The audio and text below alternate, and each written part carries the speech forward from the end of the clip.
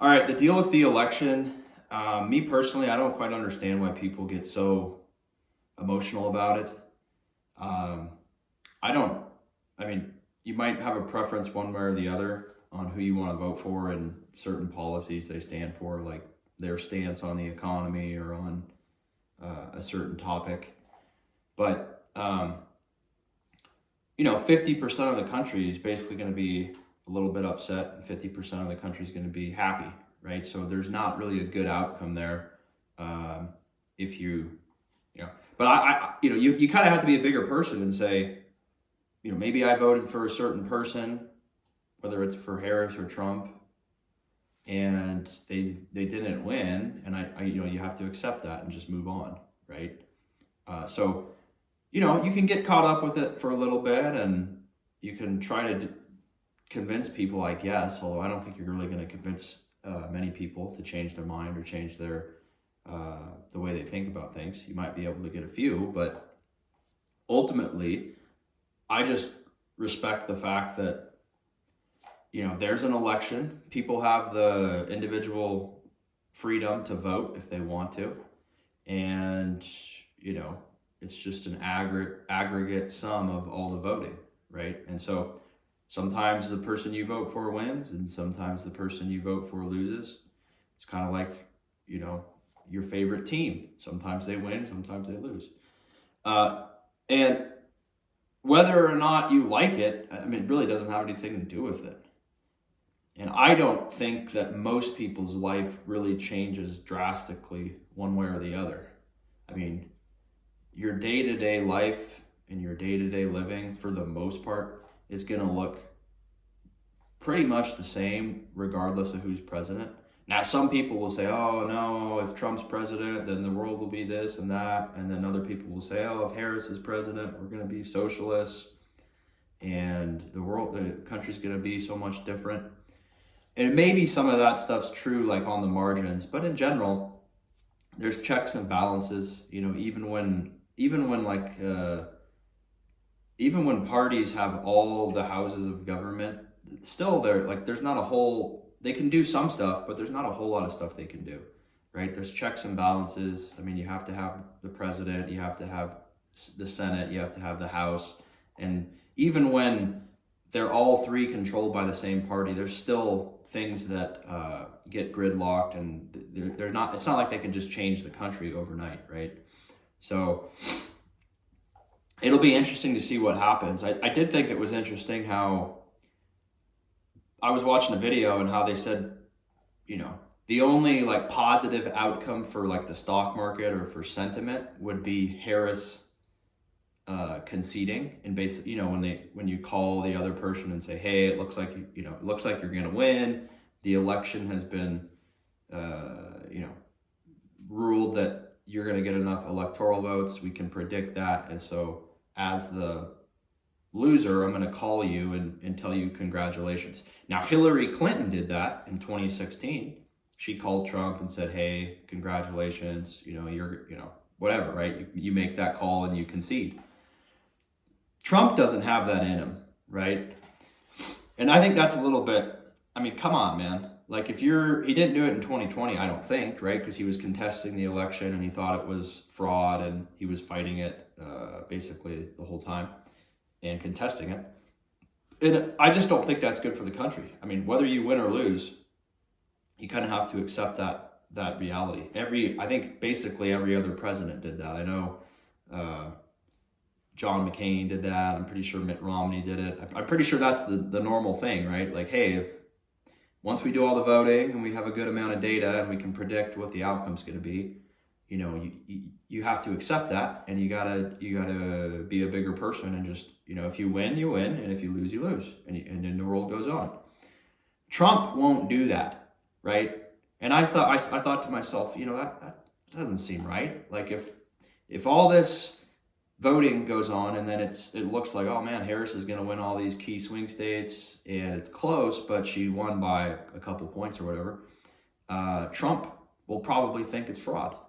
Even if maybe some of it's fraud, but he's going to think it's fraud, right? Because he really won't accept defeat.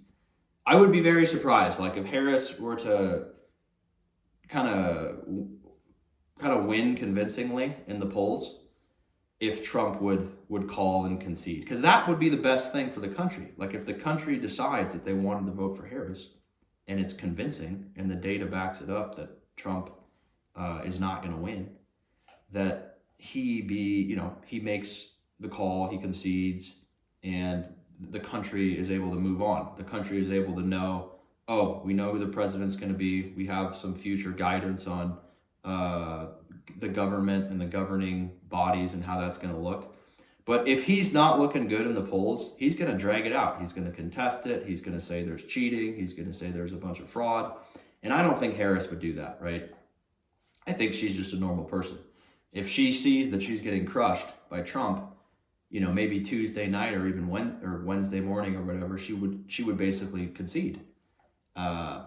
She wouldn't like it. Of course, no one likes to lose, but I think she's not, she's just going to be like every other politician. She's just going to, if you lose, you lose. And you make the call and you just move on. So they were saying like the stock market and the future of knowing what's going on with the country is going to be a little uncertain if Trump isn't the winner, because he's kind of a crybaby in that regard. Like he really won't accept defeat. And it's his right too, I guess, right? Like it's his right to say, hey, I want to I want to look at all these votes. I want to make sure that the tally's right. I want to make sure all the votes have come in and they've all been counted. That's fair.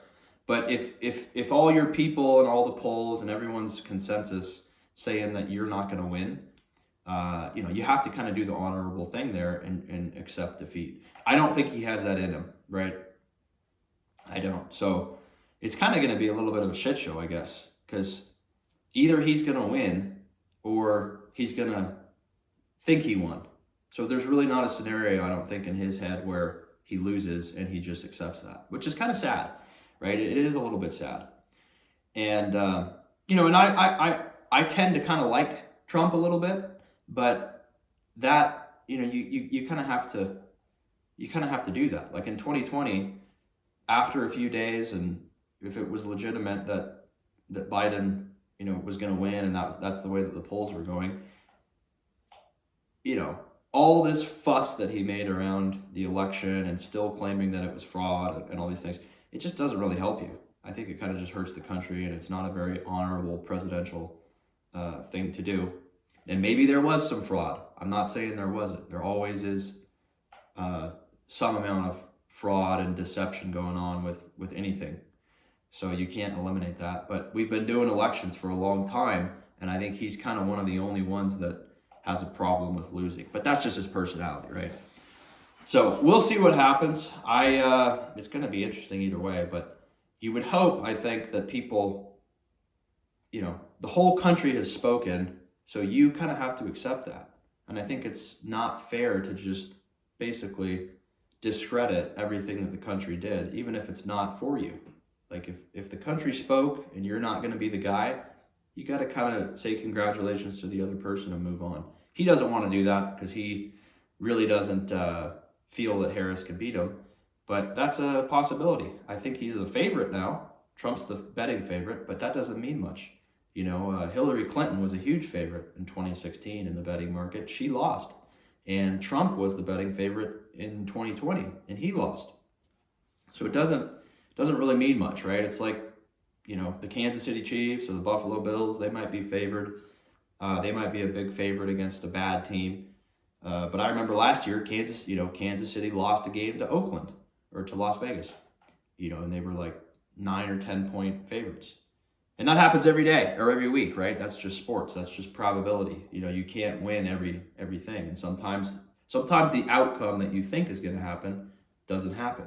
And that's just the way it goes. So you got to come to peace with the outcome and move on, especially if you're the president, right? I mean, you're supposed to be the kind of a figurehead of leadership and of good behavior. And that's what the country wants. They just want to know the outcome of this and then move on. So you guys let me know what you think. I hope you guys have a great day. Subscribe if you want. Let me know what you think about it, and we'll see you on the next one. Take care.